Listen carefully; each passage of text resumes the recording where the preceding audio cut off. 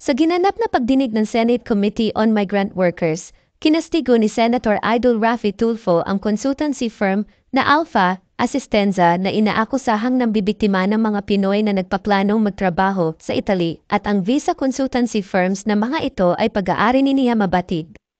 Si Mabatid ang itinuturong mastermind sa panloloko sa maraming Pinoy na pinangakuan ng magandang trabaho at buhay sa Canada. Maging si Senator Alan Peter Cayetano ay nagbigay ng pasasalamat kila Senator Raffy Tulfo at Senator Riza Hontiveros sa paglalaban ng mga karapatan ng ating mga migrant workers. Subalit para sa ilang bloggers ay wala pa ring magandang nagawa si Senator Raffy Tulfo. Bastos. But first and foremost, may I congratulate you to continue to stand up for our OFW. Boo! Boo! Anong congratulate? Yan lang mga kabatas natin.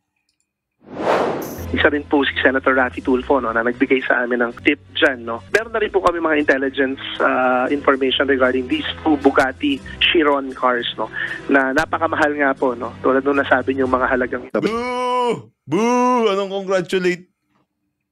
Yan lang mga kabatas natin. Una sa lahat, gusto ko pong pasalamatin si Senator Raffy Tulfo dahil sa iyo na nailabas itong issue na ito. It was during your expose that meron palang dalawang Bugatti Chiron. Boo! Boo! Anong congratulate? Yan lang mga kabatas natin. Allow me to congratulate our colleague, Senator Raffy Tulfo, for bringing this to our attention. Matagal ng problema ito at parati natin ito nakikita and we're just maybe taking it for granted. Sana pwede ko rin may dagdag kung mag-hearing po kayo, Senator Raffy, yung mga poste sa kalsada na hindi pa nila tinatanggal. Sementado na yung... Boo! Boo! Anong congratulate? Yan lang mga kabatas natin. Maganda po itong bill ninyo, Mr. Chairman, na na-file ninyo. Boo! Boo! Anong congratulate? Yan lang mga kabatas natin. But first and foremost, may I congratulate you to continue to stand up for our OFWs. And yun yung una kong concern na every time tingin natin wala nang scam, meron na naman bago. I could not forget, Mr. Chair, nung tumayo ka sa floor, nagkwekwentuhan lang tayo.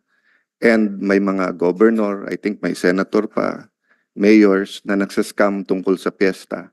At sinabi mo nga, ako never ako magpapascam sa mga yan. And it happened na yung nagsascam kasi, mga pangalan at phone number. And in fact, Mr. Chair, sa akin, may naghingi ng pera, gumamit ng mga pangalan ng ambassador. Tapos yung number na nag-text sa akin, number sa New Zealand at Australia na nagsasabing sila yung ambassador na kilala ko. Buti na lang chinek ko, nasa Pilipinas na. So ang point ko lang, yes, the scams are out there. And nakakalungkot na talagang ang tina-target yung OFWs. Okay.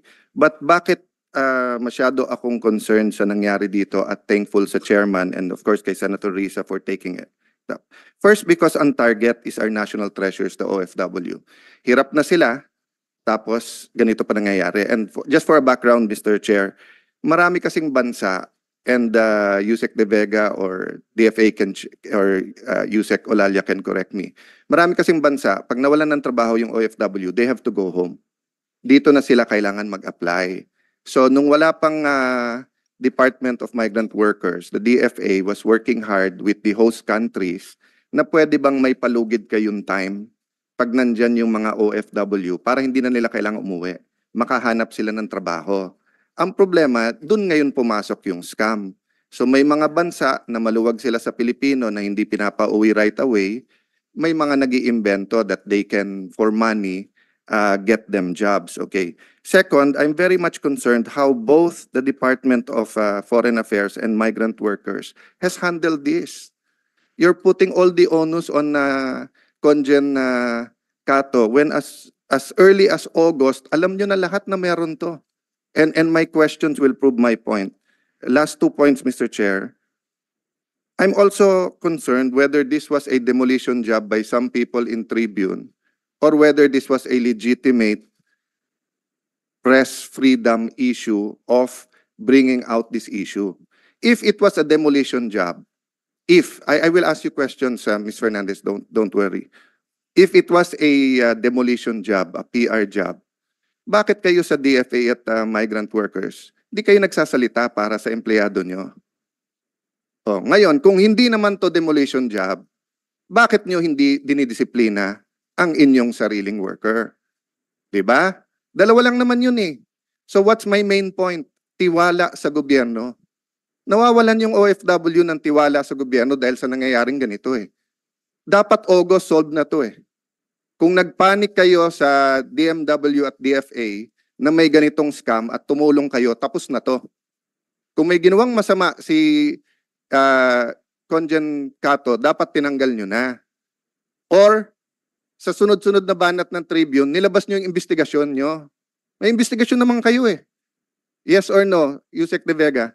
You have an investigation, di ba? Yes or no lang? Yes, or Your no? Honor, I was there for actually it wasn't an investigation, more than a fact finding. Oh yes. I So you had the wasn't fact finding, yes I or wasn't no? Yes.